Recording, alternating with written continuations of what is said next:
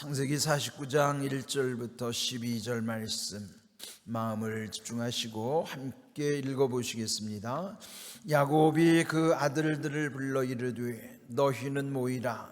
너희가 후일에 당할 일을 내가 너희에게 이르리라. 너희는 모여 들으라. 야곱의 아들들아, 너희 아버지 이스라엘에게 들을지어다. 루베나, 너는 내 장자요 내 능력이요 내 기력의 시작이라.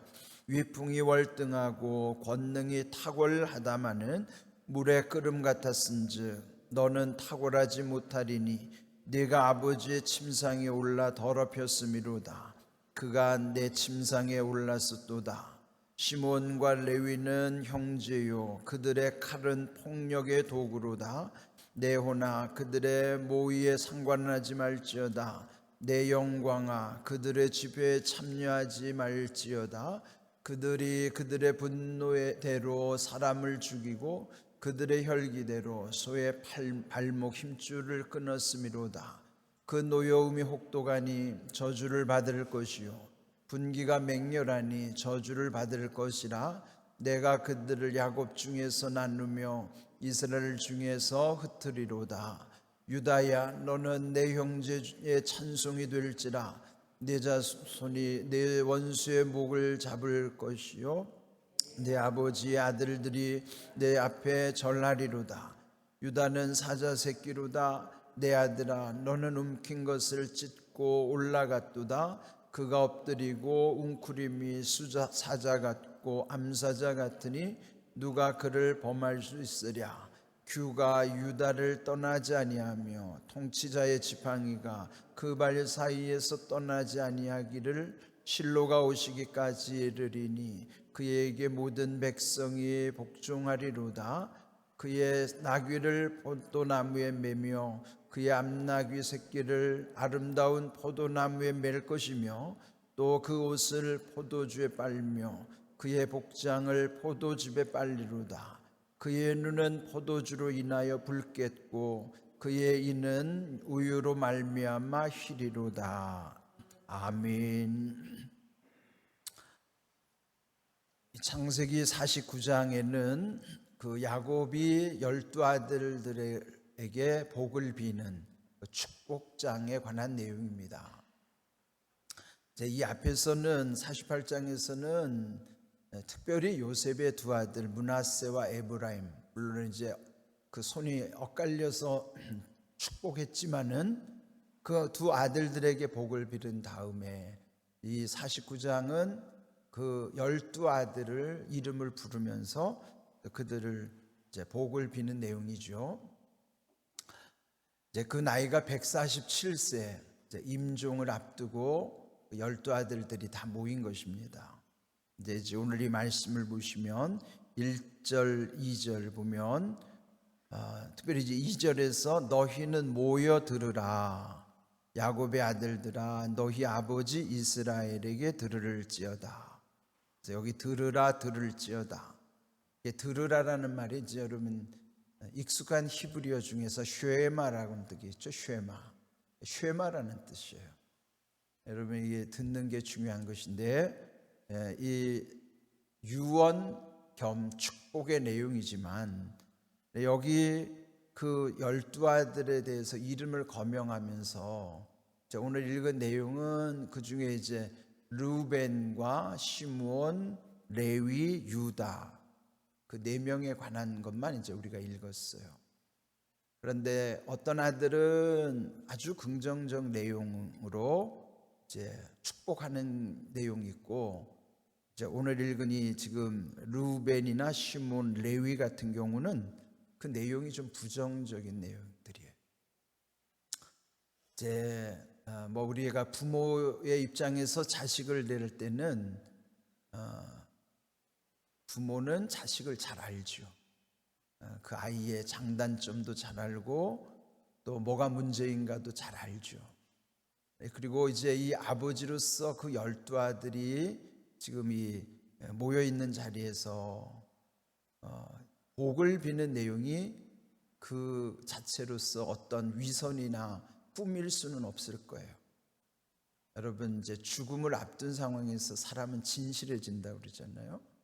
진실한 입장에서 그리고 자녀들을 염려하는 입장에서 아버지의 입장에서 그 아들들을 축복한다고 생각을 하면 아마 서로 좀 공감을 하는 입장에서 만일 여러분이 임종을 앞두고 이와 같이 이제 자식들을 이제 축복한다면 어떻게 할 것인가? 물론 이제 요즘은 임종을 맞이하기도 쉽지 않죠. 여기 지금 야곱은 뭐 옛날에는 거의 다 이 가정에서 임종을 맞았지만 요즘 뭐 요양병원이나 또 병원에서 임종을 맞는 경우가 많고 그마저도 또 임종을 지키기가 쉽지는 않을 거예요. 그러나 이제 이 야곱이 임종 전에 그 아들들에게 축복하는 내용인데 이제 여기 3절 보면요. 큰 아들을 먼저 이제 축복하는 내용이 나옵니다. 루베나 이게 맞이죠. 그를 일컬어서 너는 내 장자요 내 능력이요 내 기력의 시작이요 위풍이 월등하고 권능이 탁월하다마는 되게 좋은 점들이 많은 진인 것이죠. 루벤의 입장에서는 긍정적인 면이 참 많아요. 맞으니까 장자의 권한도 가지고 있었고 또 아버지가 볼 때 그 아들은 탁월했던 겁니다. 능력도 출중했고 기력의 시작이라 일컬었고 위풍도 당당했고 그러니까 이런 얼마나 정말 부러운 면들이 많았는가.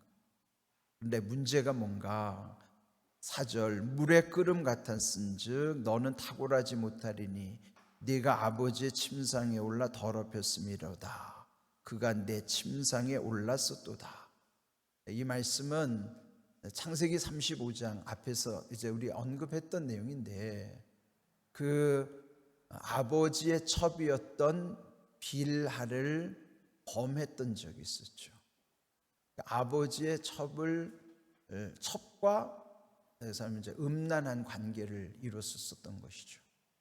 아버지도 그걸 알고 있었고 또 지금 임종에 앞두고 그 아들의 단점을 지적하는 그러니까 아버지가 단점을 지적하는 것은 그 말을 듣는 아들의 입장에서는 두 가지예요. 만일 그걸 고치지 않으면 저주가 임하는 것이고 돌이켜 자기가 그것을 고치면 오히려 전화위복의 계기가 되는 거죠. 그런데 루벤은 그 말씀 앞에 돌이키지를 못한 것이죠. 그러니까 여러분 이게 능력이 출중하고 탁월하다고 할지라도 그 성품이 갖춰지지 않으면 그게 아무 소용이 없는 거죠. 그래서 능력보다 성품이 중요합니다.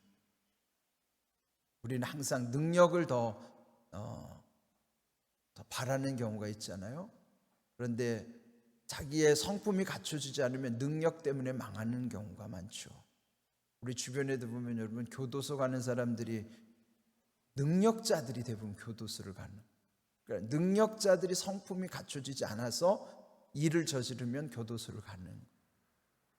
그래서 뭐 무능력하면 교도소 갈 일도 사실은 없어요. 그러니까 우리의 삶의 문제도 이런 것이죠. 하나님께 능력을 구하기보다 먼저 성품을 갖춰야 되는. 근데 우리 늘 끊임없이 예수님을 닮고자 하는 것은 그 성품을 먼저 우리가 다듬기 위함이잖아요. 이게 진짜 중요한 것입니다. 그러니까 루벤은 이렇게 엄청난 능력과 탁월함이 있었음에도 불구하고 그는 물이 끓음과 같다는 건 뭐예요? 조급하다는 것이죠. 또 그 어떤 그 충동성이 강한 것. 우리 안에도 이런 그런 습성이 있을 수 있죠.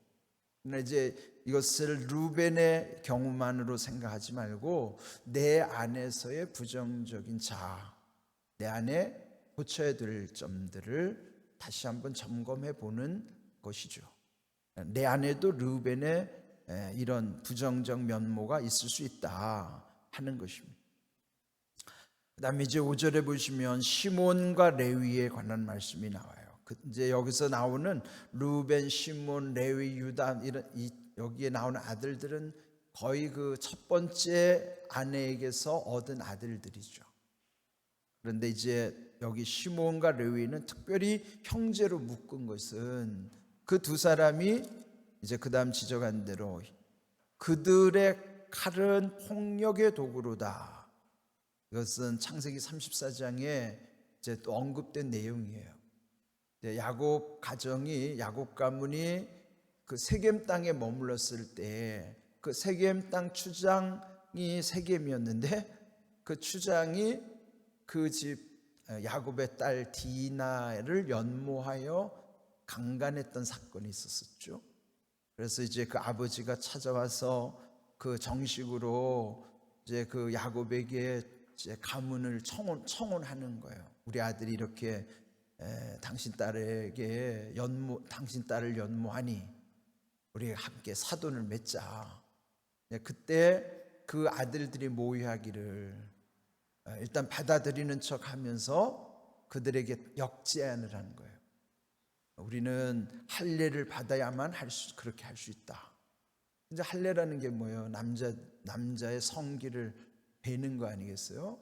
그래서 그 세겜족의 남자들이 다 이를테면 이제 포경 수술을 하게 만들고 사흘째 되는 날 아주 이 두 아들 시므온과 레위가 그 세겜 그 부족에 들어가 가지고 완전히 다 도륙을 해버린,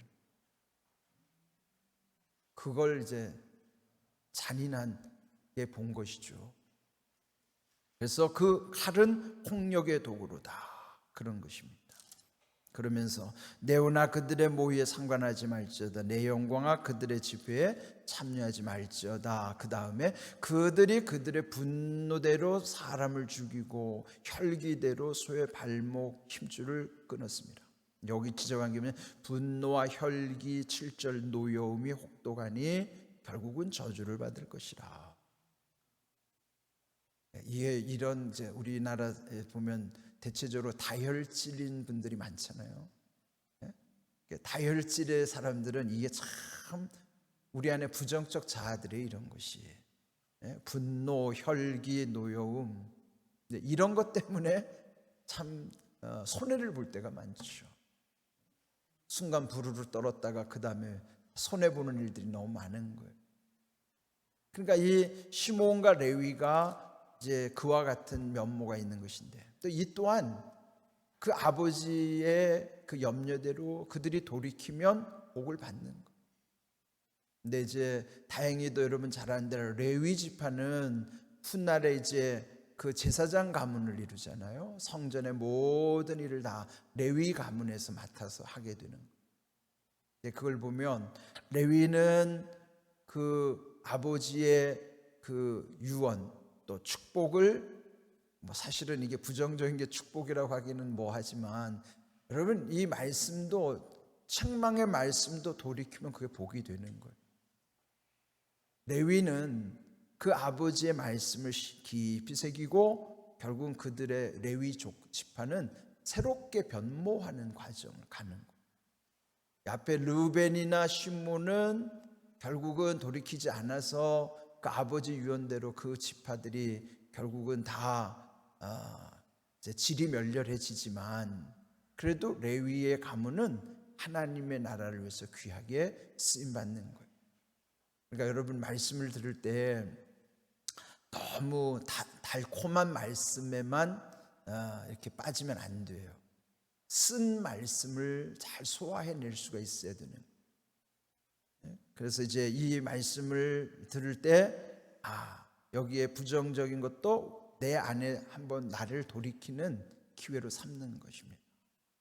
그런데 이제 반대로 8절에 보시면요, 넷째 아들 유다는 잘 아시는 대로 그 메시아의 혈통을 잇는 계보를 갖는 것이죠.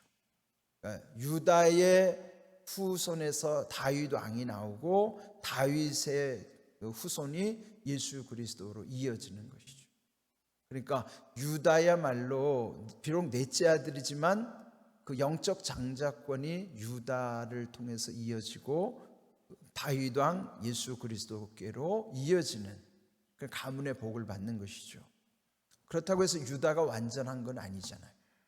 유다도 보면 자기 며느리 다말과의 이런 부정적 관계가 있었었고 그랬지만, 그래도 이 유다는 참 변화, 그래도 뭔가 돌이킬 수 있는 그런 것을 이제 보게 되는 것입니다. 8절, 유다에게 일컫는 말씀이죠. 너는 내 형제 찬송이 될지라. 그러니까 유다의 이름의 뜻이 찬송이란 뜻이에요. 하나님, 그가 형제 찬송이 될 뿐만 아니라 또 그 셋째 줄 보면 내 아버지의 아들들이 내 앞에서 절하리로다.